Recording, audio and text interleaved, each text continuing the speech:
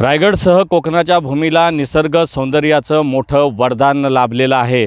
आता जर आपण बघितलं तर पावसाळी पर्यटनासाठी इथली भूमी जी आहे ती हिरवी शाल पांघरून सज्ज झालेली आहे।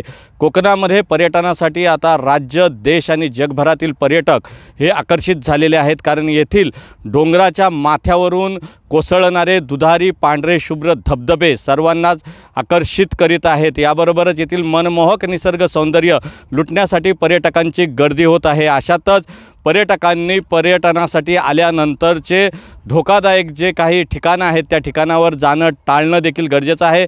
त्याचप्रमाणे त्या ठिकाणी रेस्क्यू टीम असतील किंवा पोलीस प्रशासनाचे जे इशारे आहेत, ज्या पद्धतीनं धोकादायक ठिकाणं आहेत त्या ठिकाणी जाण्यासाठी त्यांनी टाळलं पाहिजे। मात्र अशा वेळेला पर्यटकांचा उतावीळपणा हा त्यांच्या जीवावर बेतत आहे।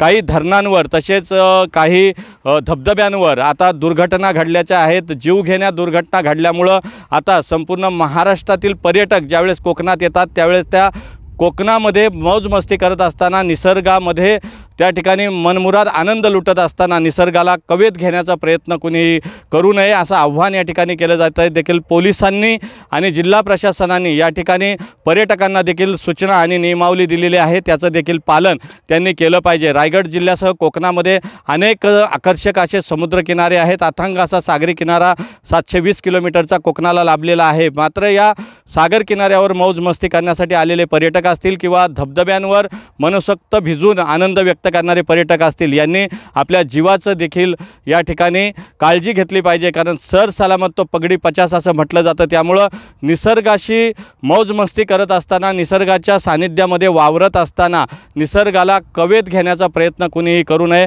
धोकादायक ठिकाणांवर जाणं टाळलं पाहिजे आणि असुरक्षित ठिकाणी देखील जाणं पर्यटकांनी टाळलं पाहिजे, अशा प्रकारच्या सूचना या ठिकाणी दिलेल्या आहेत।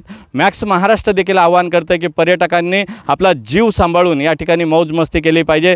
निसर्ग हा तुम्हाला नेहमीच खुणावत असतो, परंतु निसर्गाच्या खुणवल्यानंतरही तुम्ही त्याच्या किती आहारी गेलं पाहिजे हे देखील त्या प्रत्येकाने ठरवणं गरजेचं आहे। प्रत्येकानं प्रत्येकाच्या जीवाची काळजी घेऊन मौजमस्ती केली पाहिजे, असंच आमचं देखील त्यांना सांगणं आहे। मॅक्स महाराष्ट्रासाठी धम्मशील सावंत, रायगड, कोकण।